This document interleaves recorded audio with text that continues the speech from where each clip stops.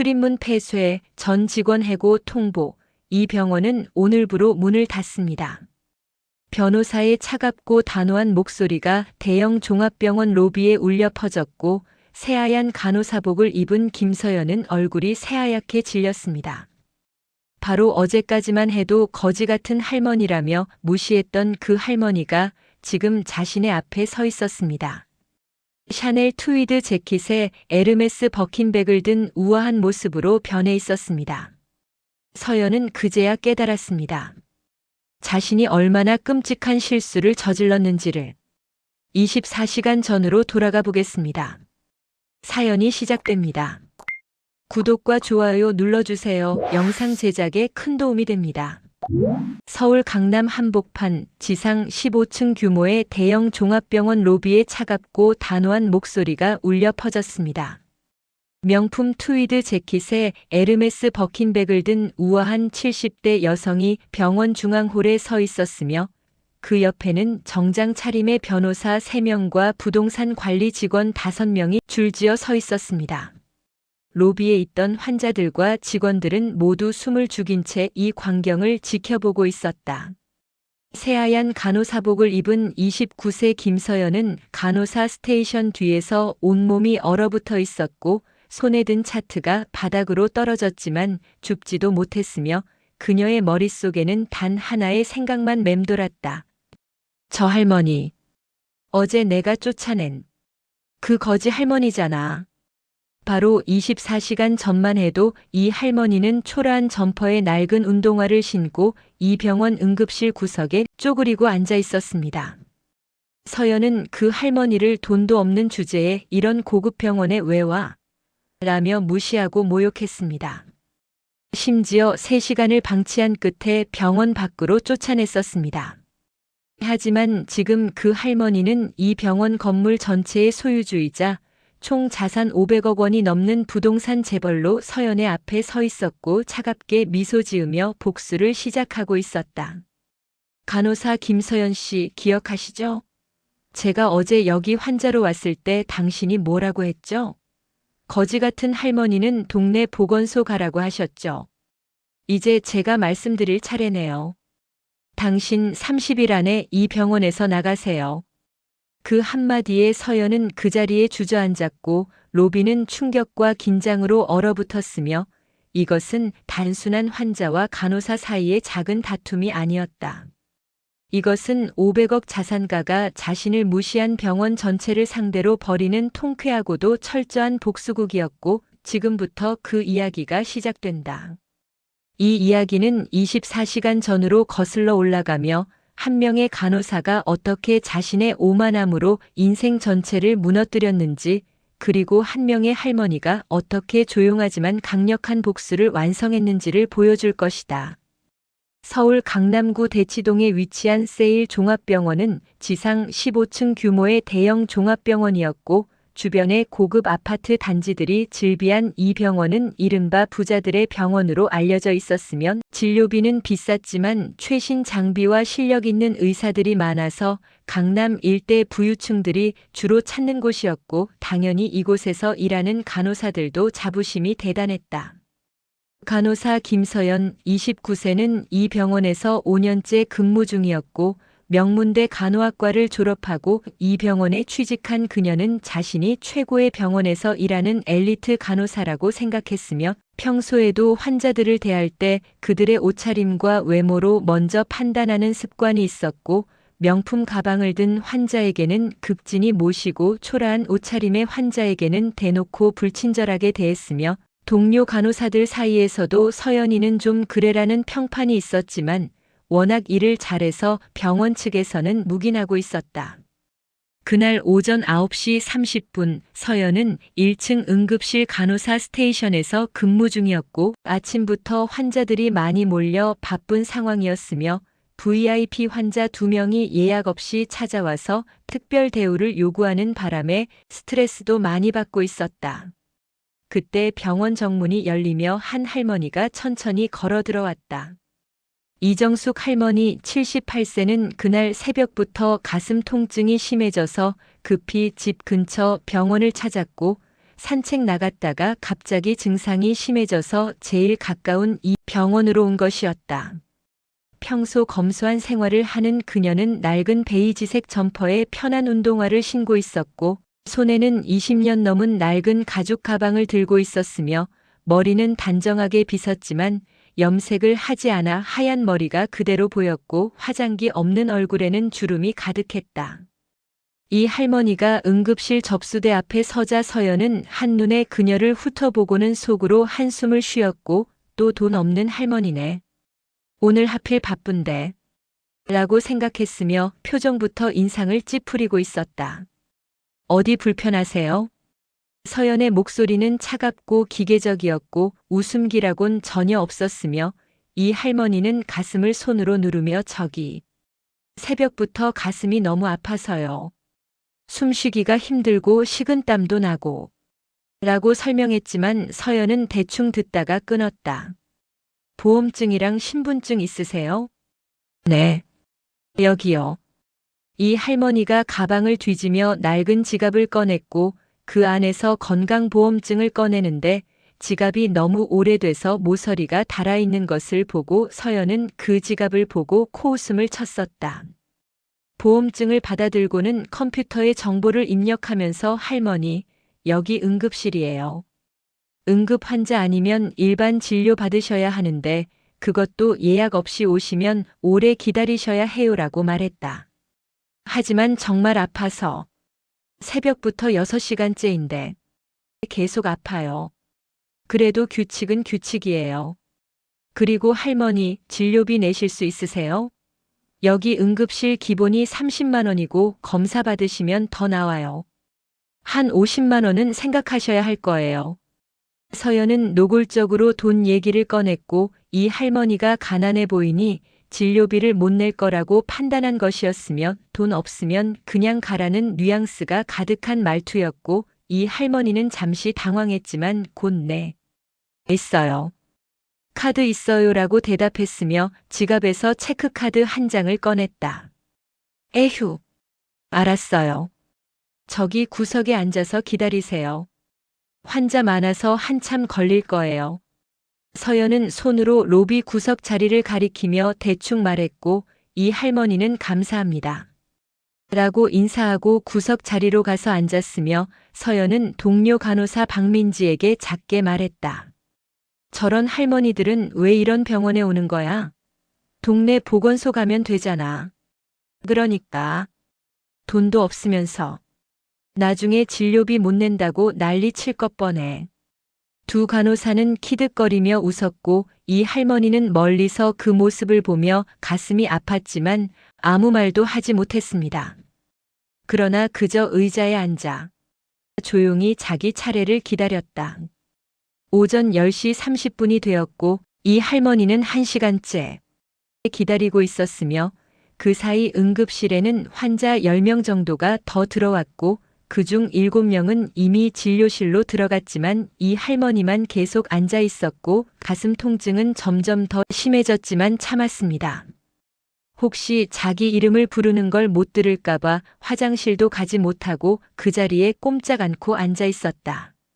30분이 더 지나 오전 11시가 되자 이 할머니는 참다 못해 간호사 스테이션으로 천천히 걸어갔고 서연이 컴퓨터를 보며 뭔가 입력하고 있을 때 조심스럽게 저기 제 차례가 언제쯤?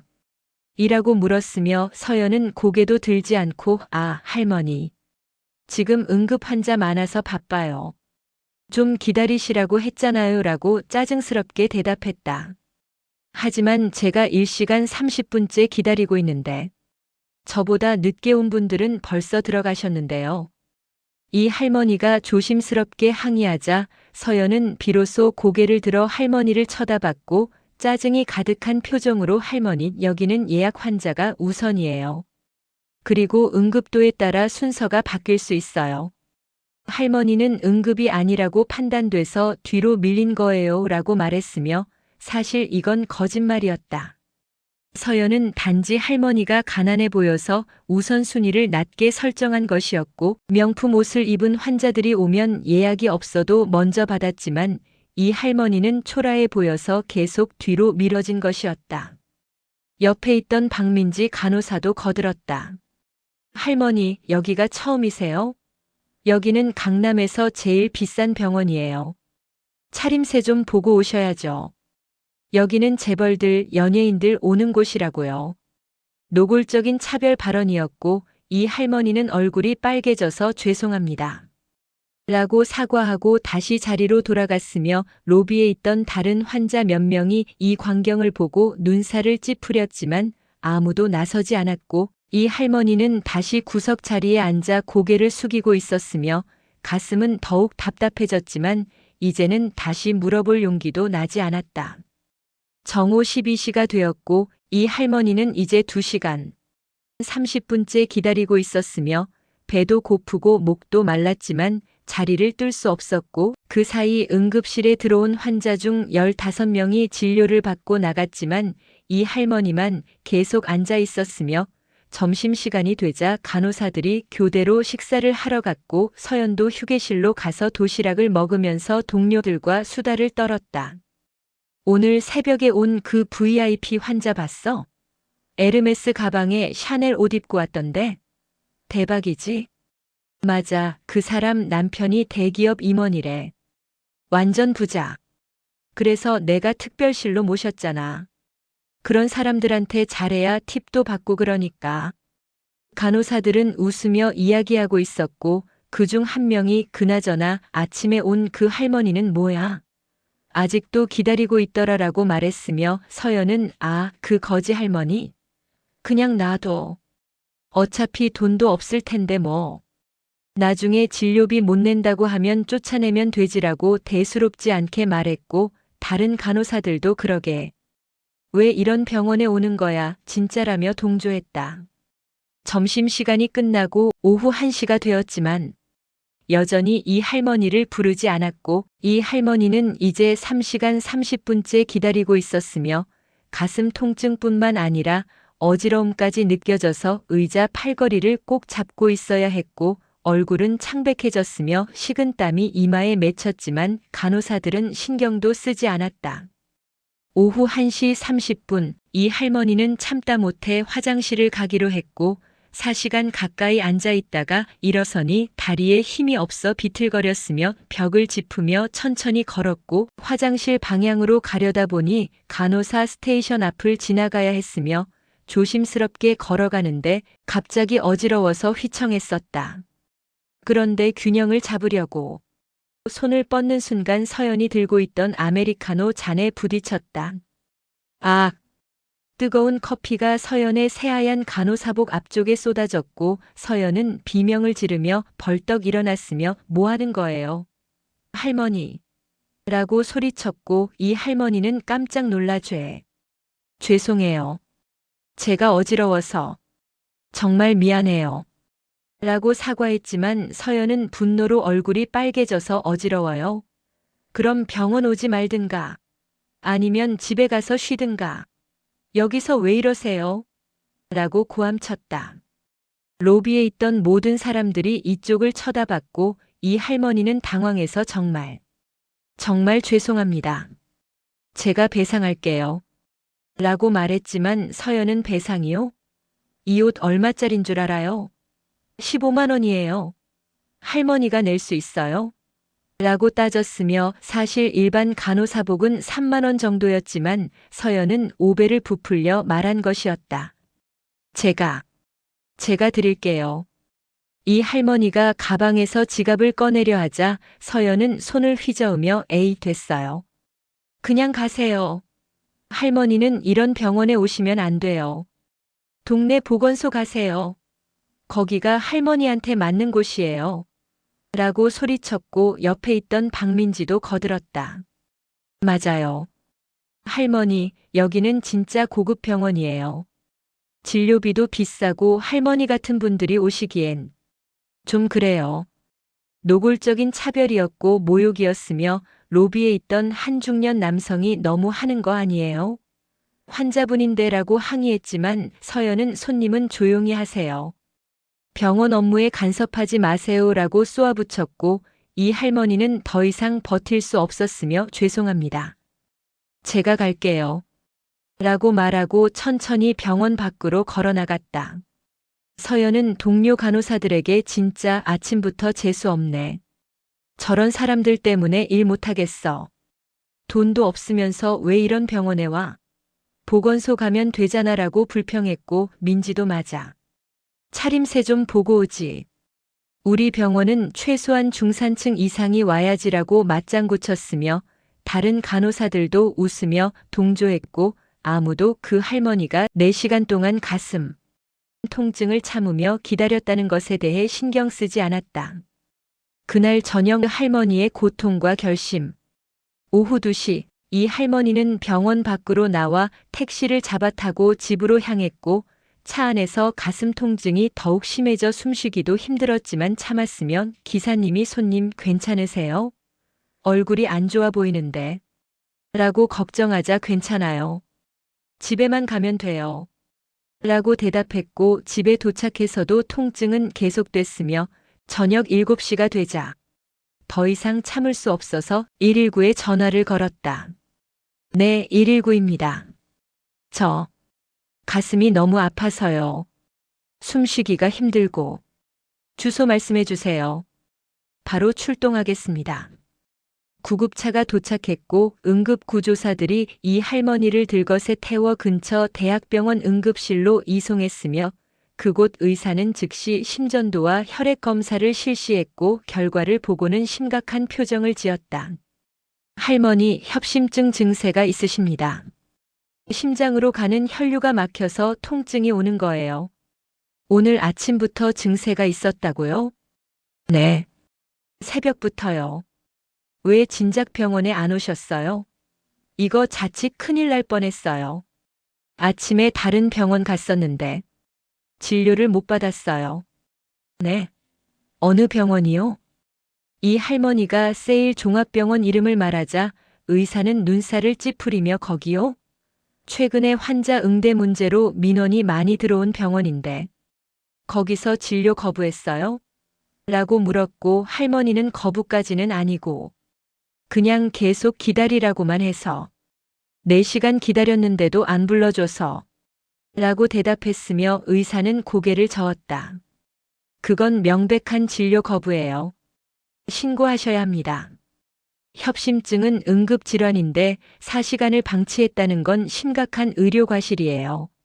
하지만 이 할머니는 괜찮아요.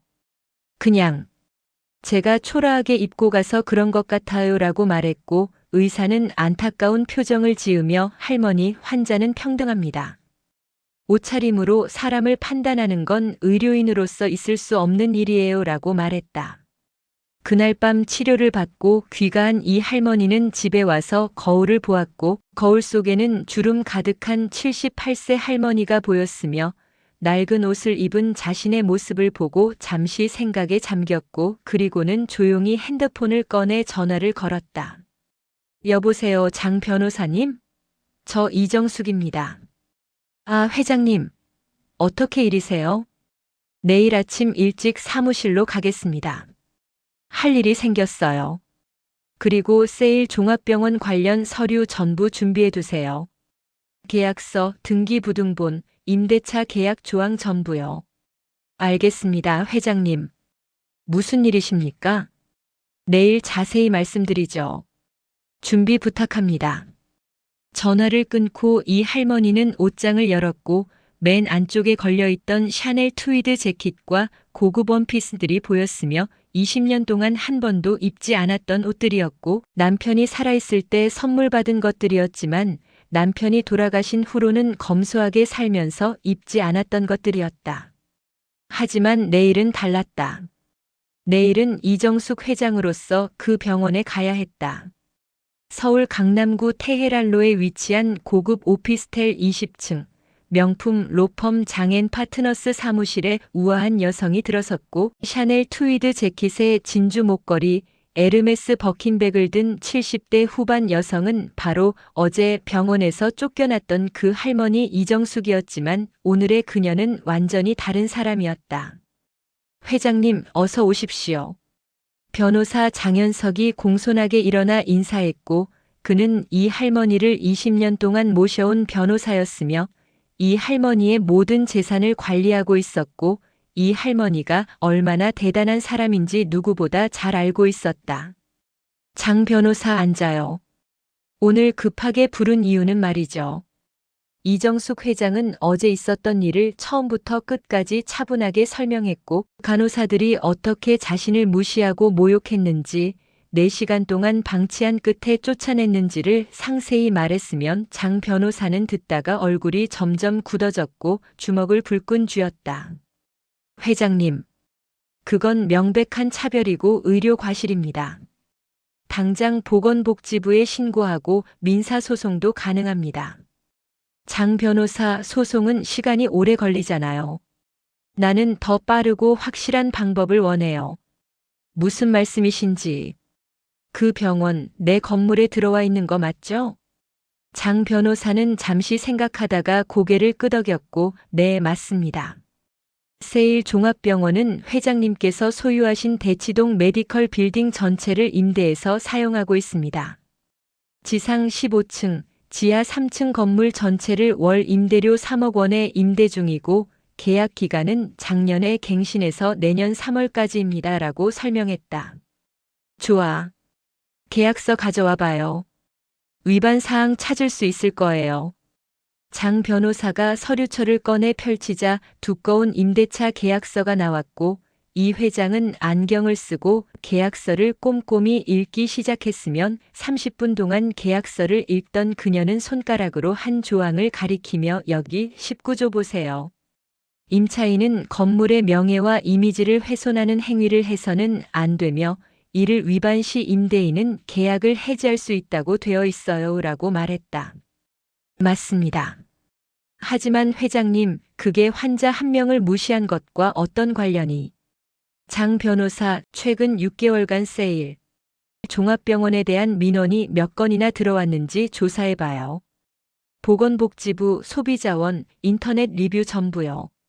장 변호사는 즉시 직원에게 지시했고 2시간 후 조사 결과가 나왔는데 놀랍게도 최근 6개월간 세일 종합병원에 대한 민원이 총 47건이나 접수되어 있었으면 그중 대부분이 간호사 태도 불량, 환자 차별, 진료 거부 등의 내용이었고 인터넷 리뷰를 보니 부자들만 대우받는 병원 돈 없으면 가지 마세요.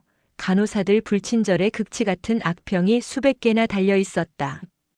이것 봐요, 장 변호사. 이게 단순히 나 한 사람만의 문제가 아니에요. 이 병원은 조직적으로 환자를 차별하고 있어요. 이건 명백한 계약 위반이에요. 회장님 말씀이 맞습니다. 이 정도면 건물 이미지 훼손에 해당합니다. 그리고 23조도 보세요. 임차인의 행위로 인해 건물 가치가 하락하거나 사회적 무리가 발생할 경우 즉시 퇴거 명령 가능이라고 되어 있습니다. 좋아요. 그럼 오늘 당장 그 병원 가서 통보하죠. 30일 내 퇴거 명령. 회장님, 그런데 법적 분쟁이 생길 수 있습니다. 상대방이 부당하다고 소송을 걸 수도. 걸게 해요. 나한테는 최고의 변호사가 있잖아요. 그리고 증거도 충분하고. 어제 그 병원 CCTV에 다 찍혀 있을 거예요. 4시간 동안 나를 방치한 것, 커피 사건 쫓아낸 것 전부요. 장 변호사는 이 회장의 단호한 표정을 보고 고개를 끄덕였고 알겠습니다. 제가 퇴거 통보서와 계약 해지 통지서 작성하겠습니다. 그리고 회장님, 혹시 오늘 병원에 가실 때 제가 동행해도 될까요? 라고 물었으며 이 회장은 당연히 같이 가야죠. 그리고 부동산 관리팀 직원들도 몇 명 데려가요. 공식적으로 하는 거니까라고 대답했다.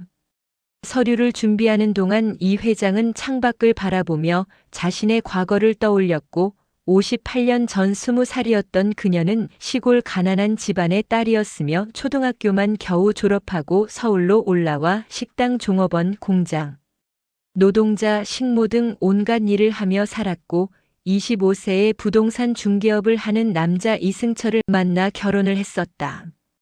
남편은 성실하고 정직한 사람이었지만 돈은 많이 벌지 못했다. 그렇게 가난하게 살던 1975년 남편이 강남 개발 소식을 듣고 여보, 강남에 땅 사두면 나중에 돈 될 것 같아. 지금은 논밭이지만 정부에서 개발한다잖아 라고 말했고 당시 두 사람이 모은 돈은 겨우 200만 원이었지만 그 돈으로 대치동 땅 300평을 샀었다. 주변 사람들은 미쳤다. 그 논밭을 왜 사냐고 비웃었지만 10년 후 그 땅 가격은 100배가 되었다. 그 땅을 팔지 않고 버티며 세월이 흘러 1990년대에 그 위에 건물을 지었고 15층짜리 오피스텔이었으며 1층부터 3층까지는 상가로 임대하고 4층부터는 주거용으로 임대하면서 매달 수천만 원의 월세 수입이 들어오기 시작했고 그렇게 번 돈으로 또 다른 부동산을 샀으며 2000년대에는 강남 일대 건물 10개를 소유하게 되었다. 하지만 2005년 남편이 갑자기 심장마비로 세상을 떠났고 그때부터 이 회장은 혼자서 모든 재산을 관리해야 했으며 자식은 없었기에 더욱 외로웠다. 그녀는 포기하지 않고 더욱 열심히 일했고 부동산을 사고 팔며 자산을 불렸으며 지금은 강남 일대 건물 30개를 소유하고 있었고 총 자산 가치는 500억 원이 넘었다. 하지만 돈이 많아도 그녀는 검소하게 살았고 명품 옷은 옷장에 걸어만 두고 입지 않았다. 평소에는 시장에서 산 싸구려 옷을 입고 다녔고 고급 차도 없이 지하철과 버스를 타고 다녔으며 이웃들은 그녀가 500억 자산가인 줄 꿈에도 몰랐고 그저 검소한 할머니라고만 생각했다. 장 변호사 준비 다 됐어요? 네, 회장님. 퇴거 통보서, 계약 해지 통지서, 민원 접수 내역, 계약서 사본 전부 준비했습니다. 좋아요. 그럼 출발하죠. 오늘 그 병원 사람들에게 제대로 된 교훈을 줘야겠어요. 검은색 제네시스 G90 2대가 병원 정문 앞에 섰고 첫 번째 차에서 이정숙 회장이 내렸으며 샤넬 트위드 재킷에 에르메스 버킨백을 든 그녀의 모습은 어제와는 완전히 달랐고 뒤따라 장 변호사와 부동산 관리팀 직원 5명이 서류 가방을 들고 내렸으며 경비원이 황급히 다가와 어떻게 오셨습니까? 라고 물었지만 일행은 대답 없이 병원 안으로 들어갔다. 1층 로비에 들어서자 환자들과 직원들의 시선이 집중됐고 간호사 김서연은 간호사 스테이션에서 차트를 정리하고 있다가 이들을 보고 눈이 휘둥그레졌으면 저 할머니. 어제 아니 설마. 라고 생각했지만 믿고 싶지 않았고 어제 자신이 쫓아낸 그 초라한 할머니가 오늘 이렇게 우아하게 나타날 리 없다고 생각했다. 원무과입니다. 무엇을 도와드릴까요? 원무과 직원이 다가왔고 장 변호사가 명함을 꺼내며 저는 장현석 변호사입니다. 이분은 이 건물의 소유주이신 이정숙 회장님이십니다. 병원장님과 긴급 면담이 필요합니다라고 말했으며 원무과 직원은 당황하며 건물 소유주요? 잠시만 기다리세요라고 말하고 급히 병원장실로 전화를 걸었다. 5분 후 병원장 최승철이 황급히 내려왔고 그는 50대 중반의 의사 출신 병원장이었으며 어떻게 오셨습니까? 건물주님이시라니. 라며 당황했고 땀까지 흘리고 있었으며 이 회장은 차갑게 병원장실로 가시죠. 할 얘기가 있습니다라고 말했다. 병원장실은 10층에 있었고 넓고 호화로운 사무실이었으며 최 병원장은 떨리는 손으로 차를 따르며 건물주님을 이렇게 뵙게 돼서 영광입니다. 그런데 무슨 일로? 라고 말했지만 이 회장은 차도 마시지 않고 바로 본론으로 들어갔다. 원장님, 저는 어제 이 병원에 환자로 왔었습니다. 네. 새벽부터 가슴 통증이 심해서 응급실을 찾았습니다. 협심증이었어요. 그런데 귀 병원 간호사들은 저를 4시간 동안 방치했고 모욕하고 결국 쫓아냈습니다. 최 병원장의 얼굴이 하얗게 질렸고 그게 정말입니까? 제가 몰랐습니다. 정말 죄송합니다. 라고 사과했지만 이 회장은 손을 들어 막았다. 원장님, 저는 사과를 받으러 온 게 아닙니다. 오늘은 공식적인 통보를 하러 왔습니다. 장 변호사가 서류를 꺼내 책상 위에 펼쳤고, 병원장님, 임대차 계약서 19조와 23조를 위반하셨습니다. 첫째, 환자 차별로 인한 건물 이미지 훼손. 둘째, 다수의 민원으로 인한 사회적 무례. 이는 명백한 계약 위반입니다라고 설명했으며 최 병원장은 서류를 보고 얼굴이 창백해졌다. 저희가 개선하겠습니다. 직원 교육도 다시 하고 시스템도 바꾸고 기회를 주십시오. 원장님. 이 회장이 일어서며 말했고 저는 어제 협심증으로 이 병원을 찾았습니다. 만약 제가 제때 치료받지 못했다면 어떻게 됐을까요? 죽을 수도 있었어요. 그런데 귀 병원 간호사는 저를 돈 없는 거지라고 판단하고 쫓아냈습니다. 이런 병원이 제 건물에 있을 수 없습니다라고 단호하게 말했다. 하지만 계약서 25조에 따라 중대한 계약 위반 시 즉시 해지가 가능합니다. 오늘부터 30일 이내에 이 건물에서 나가주시기 바랍니다. 30일이요? 그건 불가능합니다.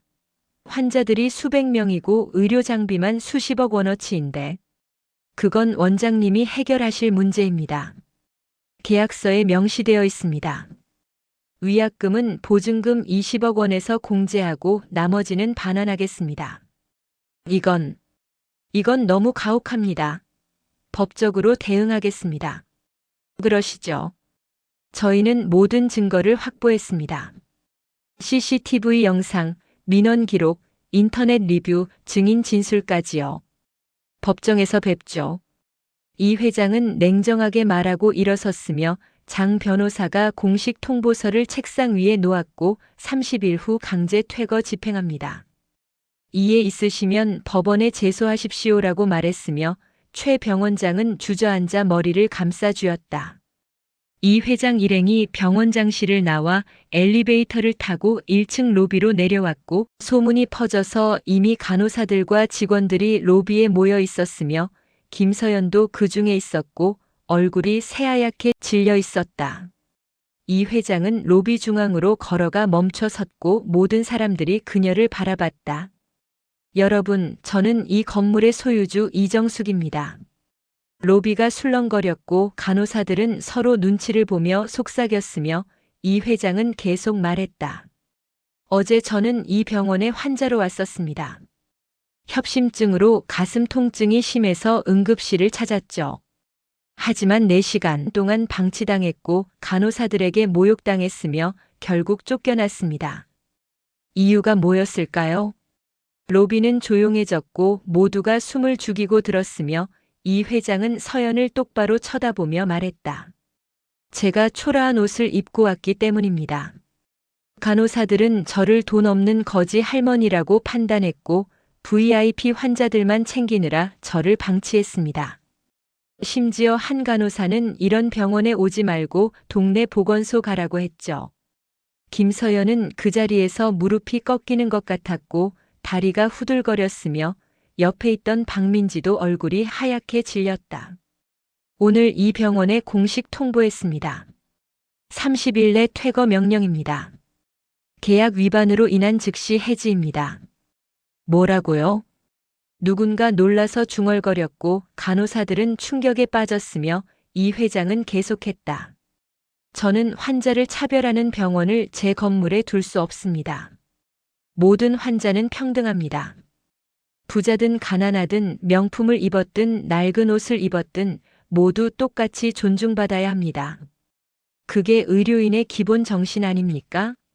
로비에 있던 환자 몇 명이 박수를 쳤고 점점 더 많은 사람들이 박수를 치기 시작했으며 간호사들은 고개를 숙이고 있었고 이 회장은 마지막으로 서연 앞으로 걸어가 멈춰 섰다.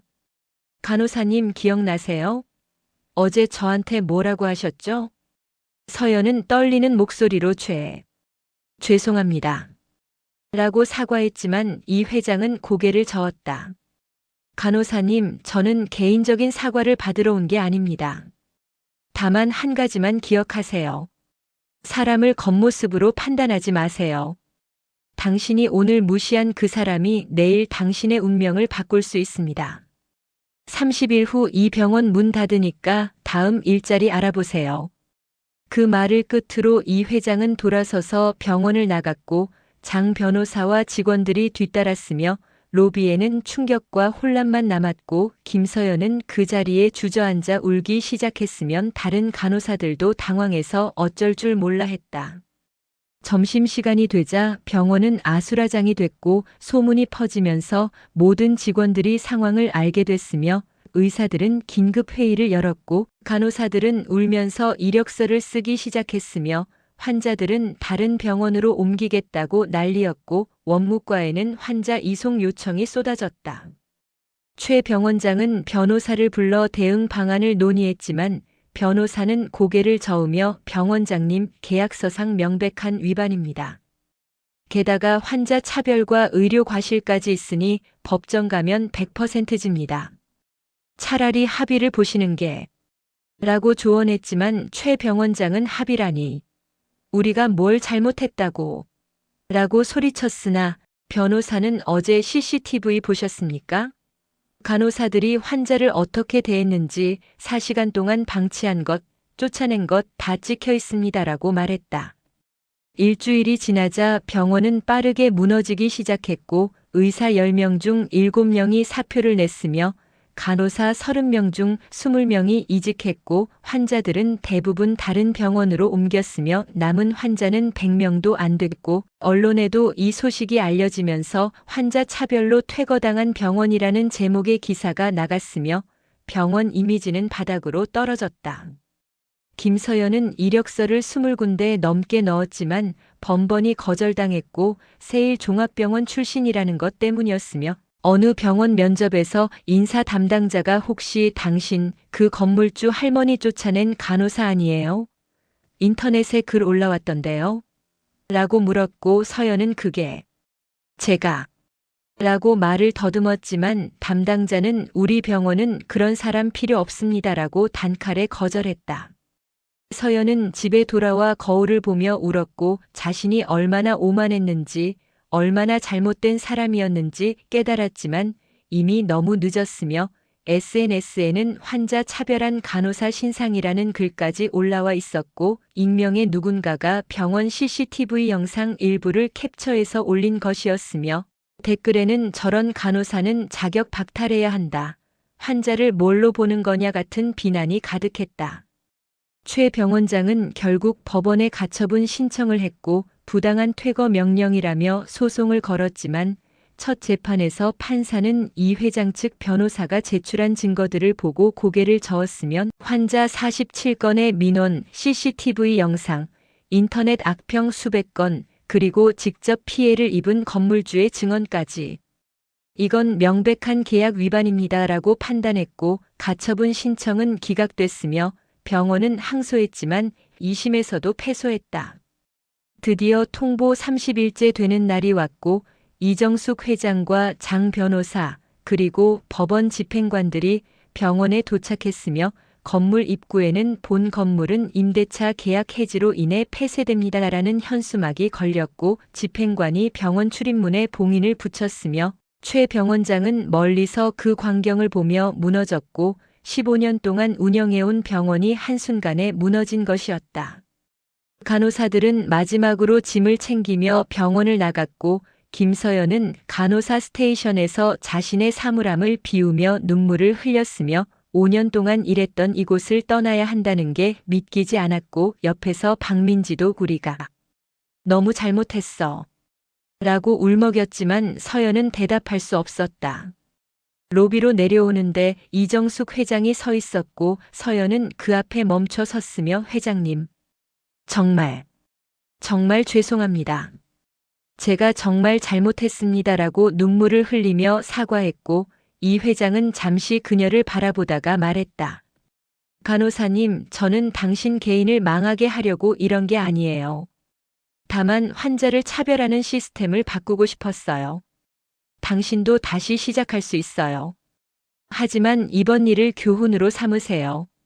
모든 환자를 똑같이 대하세요. 감사합니다. 명심하겠습니다. 이정숙 회장은 그 건물에 새로운 병원을 유치했고 이내 종합병원이라는 이름의 비영리 의료기관이 문을 열었으며 이 병원은 저소득층과 노인 환자들에게 무료 또는 저렴한 진료를 제공하는 곳이었고 최신 장비는 물론 실력 있는 의사들을 모셔왔으며 이 회장이 직접 10억 원을 기부해서 시설을 갖췄다. 개원식 날 이 회장은 단상에 서서 말했고 저는 2달 전 한 병원에서 차별을 당했습니다. 제가 초라한 옷을 입고 갔기 때문이죠. 그때 깨달았습니다. 이 사회에는 겉모습으로 사람을 판단하는 일이 너무 많다는 것을요. 그래서 이 병원을 만들었습니다. 여기서는 모든 환자가 평등합니다. 부자든 가난하든 옷이 화려하든 초라하든 모두 똑같이 존중받고 치료받습니다라고 선언했으면 참석한 수백 명이 박수를 쳤다. 김서연은 그 개원식을 TV 뉴스로 보았고 화면 속 이정숙 회장의 우아한 모습을 보며 눈물을 흘렸으면 그리고 결심했다. 나도 바뀌어야 해. 다시 시작해야 해. 김서연은 작은 동네 병원에 취직했고 월급은 전보다 적었지만 환자들을 진심으로 돌보기 시작했으면 어느 날 초라한 옷차림의 70대 할머니가 병원에 왔고 예전에 서연이었다면 무시했겠지만 이제는 달랐으면 할머니 어디 불편하세요? 제가 잘 봐드릴게요라며 친절하게 대했고 할머니는 고맙습니다. 간호사님이라며 감사해했다. 진료가 끝나고 할머니가 나가는 모습을 보며 서연은 생각했고 저 할머니도 혹시 누군가의 어머니 할머니일 텐데. 내 어머니가 저렇게 대우받는다면 나는 어떨까? 내가 늙어서 초라해지면 나도 저렇게 무시당할까? 그리고 깨달았다. 환자는 환자일 뿐이며 옷이나 외모가 중요한 게 아니라는 것을.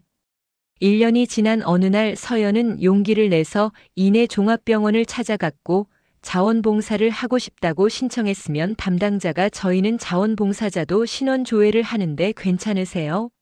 라고 물었고 서연은 네, 저는 1년 전 세일 종합병원에서 일했던 김서연입니다. 제가 큰 잘못을 저질렀고 그 대가를 치렀습니다. 이제는 진심으로 환자들을 돌보고 싶습니다라고 솔직하게 말했다.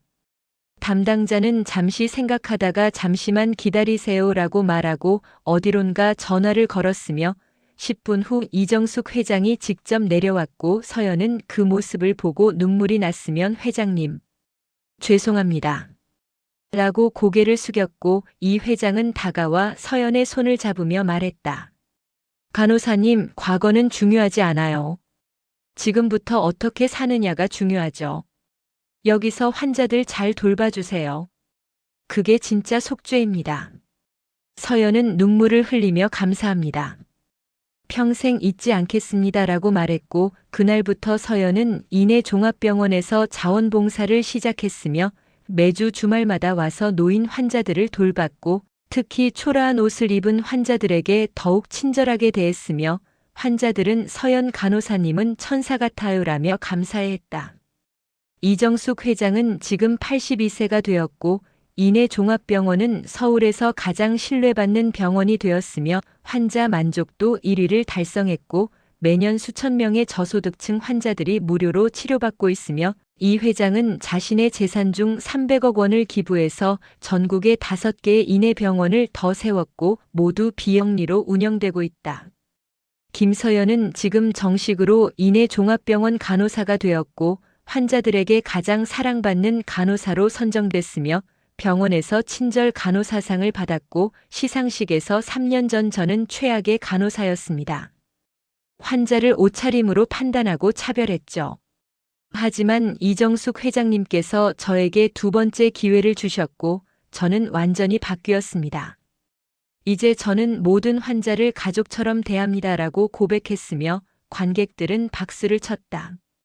이 회장은 그 시상식에 참석해서 서연을 보며 미소 지었고 사람은 바뀔 수 있구나라고 생각했으며 시상식이 끝나고 서연이 다가와 회장님 정말 감사합니다. 제 인생을 바꿔주셔서요라고 인사하자 이 회장은 아니에요. 간호사님이 스스로 바뀐 거예요. 나는 그저 기회를 줬을 뿐이죠라고 대답했다. 그날 저녁 이 회장은 집으로 돌아와 거울을 보았고 거울 속에는 82세 할머니의 주름 가득한 얼굴이 보였지만 그 얼굴은 행복해 보였으며 옷장을 열어 낡은 점퍼를 꺼내 입고 동네 산책을 나갔고 여전히 검소한 차림으로 걷는 그녀를 보며 이웃들은 저 할머니 참 검소하시네라고 말했지만 아무도 그녀가 500억 자산가인 줄 몰랐다. 이 회장은 그게 좋았고 화려한 옷보다 편한 옷이 좋았으며 명품 가방보다 낡은 가방이 더 정이 갔고 그리고 무엇보다 사람들이 자신의 재산이 아니라 인격으로 대해주는 게 좋았으며 공원 벤치에 앉아 석양을 바라보며 생각했다. 3년 전 그 일은 나쁜 일이 아니었어. 오히려 좋은 일이었지. 그 일이 없었다면 나는 평생 내 재산만 불리며 살았을 거야. 하지만 이제는 그 돈으로 수많은 사람들을 돕고 있잖아. 세일 종합병원은 문 닫았지만 이내 병원 5개가 생겼고 수만 명의 환자들이 도움을 받고 있어. 그리고 김서연 같은 사람도 바뀌었고. 결국 모든 게 다 의미가 있었던 거야. 해가 지고 어둠이 내렸지만 이 회장의 마음은 밝았고 그녀는 벤치에서 일어나 집으로 걸어가며 중얼거렸다. 사람은 겉모습이 전부가 아니야. 초라한 옷 속에 숨겨진 진짜 모습, 그게 중요한 거지. 그리고 모든 사람은 존중받을 자격이 있어. 부자든 가난하든 절든 늙었든 아름답든 초라하든. 우리 모두는 평등해. 마무리하면서 이 이야기는 우리에게 묻습니다. 당신은 오늘 만난 사람을 어떻게 대했습니까? 겉모습으로 판단했습니까? 아니면 진심으로 존중했습니까? 당신이 오늘 무시한 그 사람이 내일 당신의 운명을 바꿀 수 있습니다. 모든 사람을 존중하세요. 그것이 진정한 인간의 도리입니다.